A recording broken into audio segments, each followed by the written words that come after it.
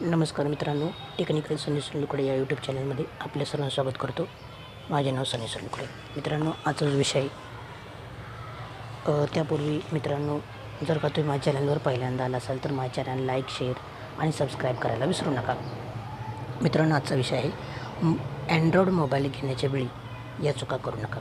मित्रांनो, बऱ्याचदा असं होतं की आपण एक मोबाईल विकत घ्यायला जातो, तर प्रॉब्लेम असा येतो की आपल्याला कळत नाही की कुठला मोबाईल घ्यायचा आहे, कुठला नाही, काही कळत नाही आणि डायरेक्ट एक कुठला तरी मोबाईल घेतो आणि प्रॉब्लेम होतो, तुम्हाला सांगतो।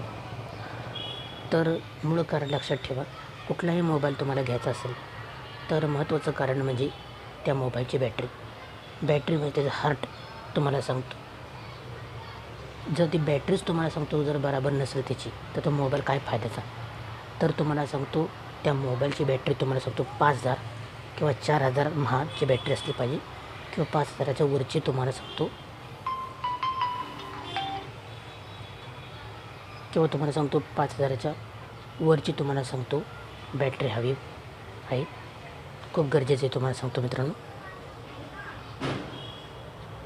मार्केटमध्ये तुम्हाला सांगतो ओप्पो F11 Pro आहे, तुम्हाला सांगतो विवो Y12s हा पण मोबाईल चांगला आहे। तुम्हाला सांगतो, जर तुमचं कन्फ्युजन झालं असेल तर कुठला मोबाईल घ्यायचा, तर मी तुम्हाला एक सजेस्ट करतो की विवो Y12s हा पण मोबाईल चांगला आहे।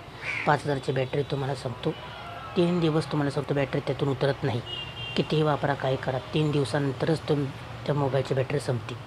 हा एक चांगला आहे। ओप्पो F11 Proला समजा तुम्ही आज सकाळी 7 वाजता जर सकाळी 7 वाजता चार्ज केला, तर दुसऱ्या दिवशी सकाळी 7 वाजता त्याची बॅटरी संपणार। पण तुम्ही जर अतिच वापर केला, म्हणजे जास्त पिक्चर बघितले नाही तर जास्त तुम्हाला सांगतो एडिटिंग केली, तर एका दिवसात पण ती बॅटरी संपू शकते। पण थोडा तुम्ही थोडा जरा नॉर्मल जरा युजेस केला तर इतकं होणार नाही। तर हे 2 मोबाईल मी सजेस्ट केले आहेत तुम्हाला। जर घ्यायचं असेल मोबाईल तर जास्त बॅटरीचा तुम्ही मोबाईल घ्या आणि चांगल्या क्वालिटीचा, चांगला जो मार्केटमध्ये ज्याला जास्त डिमांड आहे तसला मोबाईल तुम्ही घ्या।